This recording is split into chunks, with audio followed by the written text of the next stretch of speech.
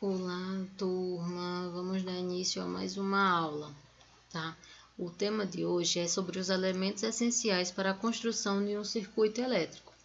Então, o conteúdo, ele está no capítulo 10, lá na página 91 do livro de ciências, com o tema eletricidade e usos no cotidiano, tá? E vamos começar observando o consumo de energia elétrica no Brasil. Observem aqui no mapa que as regiões onde estão cada vez mais vermelho, tá? São as que consomem mais energia, como aqui na região sul e sudeste, chegando a Bahia até a região norte, tá? Esses são os estados do Brasil que consomem mais energia, enquanto os estados de tom alaranjado a amarelo são os estados que menos consomem energia, onde podemos destacar o Acre, Rondônia e Amapá, como estados de menor consumo de energia no Brasil, certo? E esse consumo de energia, como é que se dá? Bem, se dá de acordo com a população. Observe que em estados que têm maior quantidade de população, como aqui em São Paulo, que é o estado no Brasil que mais consome energia no Brasil, observem que é um estado de alta população, tá? Então, quanto mais pessoas morando naquele estado, consequentemente, maior vai ser o consumo de energia por ele. Por quê? Se a gente avaliar o quanto cada pessoa consome de energia diariamente, você, em sua casa, quantas lâmpadas tem na sua casa? Quantas você deixa acesa na sua casa, tá? Então, quantos telefones vai ter em casa? O que é que você utiliza? Geladeira, micro-ondas, televisão. Então, tudo isso vai ser levado em consideração ao consumo de energia, tá? E aí, você consome energia na sua casa, então você deve saber, já deve ter visto diferentes tipos de tomadas, conectores, tá? Então, eu trouxe aqui 6 tipos de tomadas e conectores. Você já utilizou alguma delas? Eu já utilizei essa primeira e essa terceira, que é o que usamos hoje em dia. Você usa qual? Você já viu as outras? Eu já vi praticamente quase todas. Não sei você, e aí? Me diz aí, anota aí no caderno para me ver depois, tá?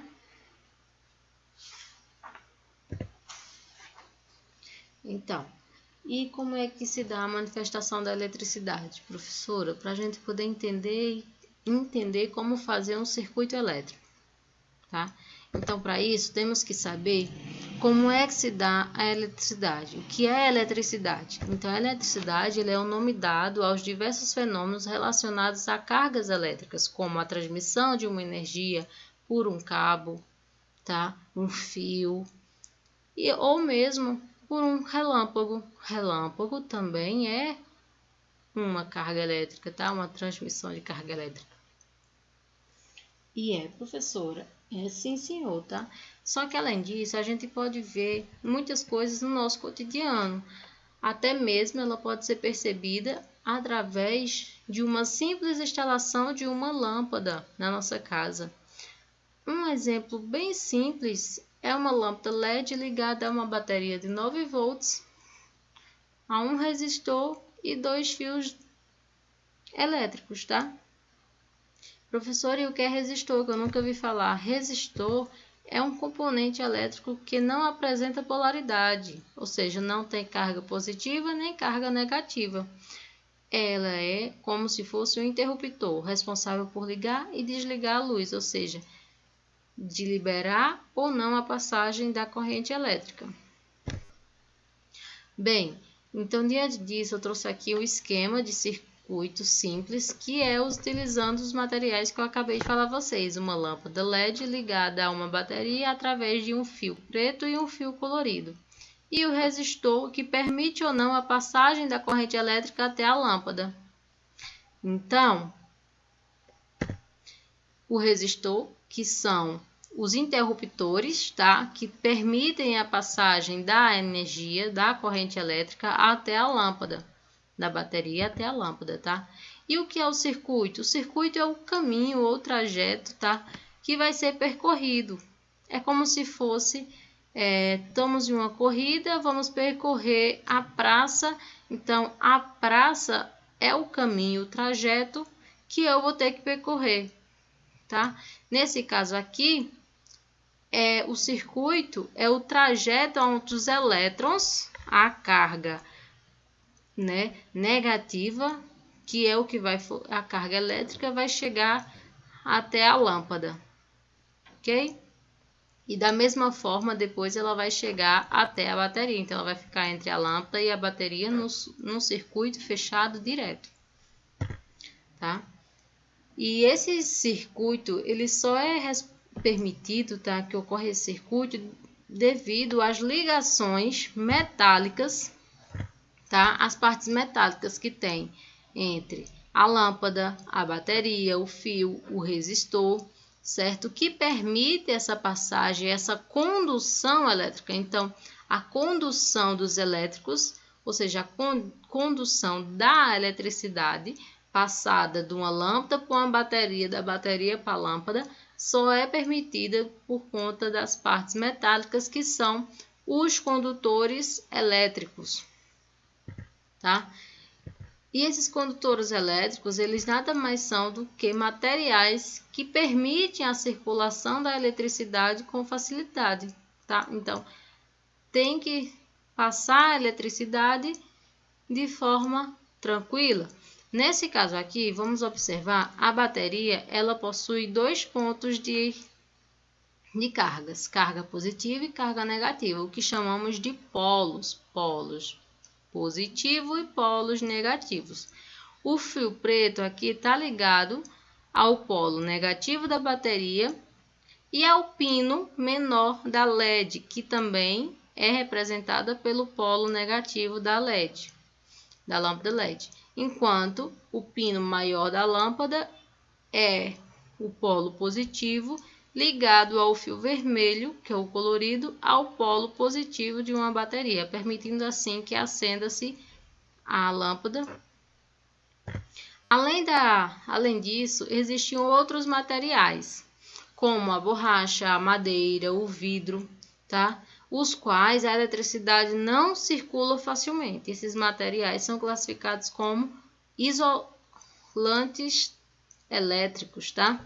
Então, nós temos os fios, tá, de cobre, que permitem a passagem da eletricidade sem nenhum problema, e temos as borrachas, que elas são isolantes térmicos e evitam a passagem de eletricidade. É isso que permite com que nós, quando pegamos em um fio, não levemos choque. Se nós pegarmos na parte da borracha, não conseguimos levar choque. Enquanto quando pega na parte de cobre, a gente tem choque. Ah, professora, mas professora, e a corrente elétrica? Bem, todos os materiais são compostos por partículas extremamente pequenas que se ligam umas às outras, tá? Uma partícula é formada por elétron, que é a carga negativa, um próton, esse de azul, que é carga positiva, e esse de vermelho, nêutron, que não possui carga nem positiva nem negativa, tá? Ele é neutro, como o nome diz, tá? É uma carga neutra.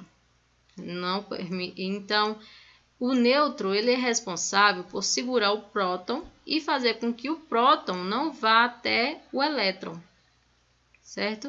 E o elétron preso a esse anel, tá? Faz com que não permita com que ele vá até o próton com facilidade. No entanto, se houver um desequilíbrio entre essas partículas, elas vão se mover e se atraírem. O conjunto de partículas, tá? Elas podem moldar, formar corpos e objetos, tá? As partículas, elas vão se moldando e formando objetos. Um exemplo aqui é formado um material, como, vamos dizer, pode ser a borracha, tá bem? A borracha, o cobre, então várias partículas juntas vão dar formas a um objeto. No entanto, existem também partículas livres, tá? As partículas livres, elas são responsáveis por se movimentar dentro do material, tá? De forma desordenadas, que elas que são responsáveis por participar da corrente elétrica. Eles são os elétrons, tá? Os elétrons, eles ficam de forma livres para seguir a direção e formar uma corrente elétrica, tá bem? Então, quando um fio metálico ele é ligado a uma fonte elétrica, um exemplo, tá? Tem um fio, ele é ligado a uma fonte elétrica, vamos dizer que é ligado a uma bateria. Essas partículas livres, elas vão se organizar e se movimentar de uma forma ordenada, o que vai gerar a corrente elétrica. Esse movimento ordenado só ocorre quando existe uma diferença de potencial elétrico, ou seja, de tensão elétrica, tá? Quando existe uma tensão elétrica diferente, ou seja, é adicionado uma carga a mais de eletricidade, é que esses elétrons ali parados, ali que não tem força, estão sem forma ordenada, sem destino para ir, é que elas vão achar um caminho e um sentido que está atraindo elas, que é a tensão elétrica, isso, tá? Então, isso é entre a extremidade de um condutor, tá bom? Então, isso que vai diferenciar a quantidade de partícula andando dentro de um condutor, certo? E o que vai permitir isso? Bem, um gerador elétrico, tá? Essas correntes elétricas só são possíveis por conta dos geradores elétricos. O que são esses geradores? São um dispositivo que vai transformar a energia química, mecânica e biológica em energia elétrica, tá? Um exemplo é a energia eólica, é formada através da água. A água é que gera energia e temos também várias outras, tá? A energia eólica, ela é formada a partir daqueles ventiladores, enquanto a energia hídrica é formada pela água, tá? Mas vamos lá para o circuito elétrico, tá? Nós temos o circuito elétrico, que é um conjunto de compostos, tá? De gerador, ele é composto por gerador de energia elétrica e um fio condutor a um dispositivo que utiliza a energia produzida pelo esse gerador, tá? Então, nós vamos ter aqui o gerador, que aqui a gente tem a pilha, tá? E ele vai ser responsável, aqui está ligado a um fio que vai chegar e vai levar essa energia até um dispositivo. Nesse caso aqui, uma lâmpada, tá? Gerando assim um circuito elétrico. Então, a gente sempre tem que ter uma fonte de energia, numa fonte de gerador, um gerador de energia elétrica, tá? Ou seja, um material que gere a energia, seja elétrica, biológica ou química. Esse pequeno vídeo aqui vai demonstrar bem a vocês como é que isso ocorre, tá? Opa!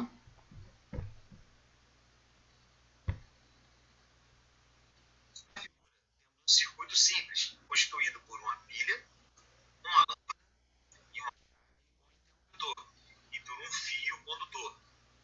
Percebemos que a chave está aberta e, portanto, as cargas elétricas do fio estão em movimento caótico. A partir do momento que fecharmos a chave, haverá movimento dessas cargas elétricas, como vemos nessa animação. Portanto, chamamos de corrente elétrica o movimento ordenado de cargas elétricas no interior de um condutor. Então, vemos nessa figura, nessa animação, que quando o circuito está aberto, há movimento caótico. Quando eu fecho esse circuito, há movimento ordenado dessas cargas elétricas acendendo a lâmpada. O sentido do movimento de cargas elétricas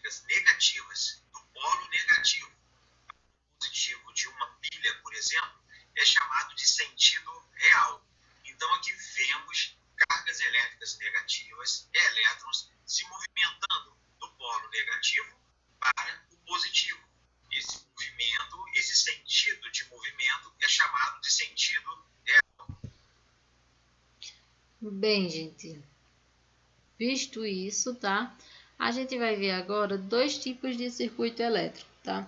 O circuito em série, esse circuito em série, a corrente elétrica só tem um único caminho a se passar, então ele só tem um único caminho para se passar. Aqui nesse caso, o único caminho, esse R aqui, ele está representando as lâmpadas, então ele tem um único caminho que liga 3 lâmpadas, tá? E ligado por uma fonte só de gerador, tá? Aqui no outro circuito, nós temos o circuito em paralelo, tá? O circuito em paralelo, como é que ele ocorre? É uma corrente elétrica que é dividida, tá? E apenas uma parte dessa corrente passa por parte, passa em cada um, tá? Uma parte, então vem a corrente elétrica aqui, quando chega nesse ponto, ela se divide para baixo, para o meio e para cima. Então, apenas uma parte dessa energia inicial é vinda para essas 3 lâmpadas que estão em partes distintas, separadas, tá? Eles estão em ramos de circuitos diferentes. Nesse caso, a tensão elétrica vai se manter constante, certo? Vai ter uma tensão elétrica que se mantém constante. Nessa em série, tá? A gente vai ter uma tensão elétrica que se divide entre 3 dispositivos conectados ao mesmo circuito, tá? Então, é como se aqui tivesse uma lâmpada mais forte, aqui média e aqui uma um pouco mais fraca. Enquanto nessa daqui, como se divide aqui, antes de chegar nas lâmpadas, as 3 lâmpadas vão ter uma claridade, vão receber a mesma quantidade de corrente elétrica. Tá certo? O circuito elétrico ele é feito em 3 quadros, tá? De distribuição, que também pode ser chamada como quadro de luz, tá? Que é onde a gente vai usar a energia. Além disso, a gente tem o efeito Joule, tá?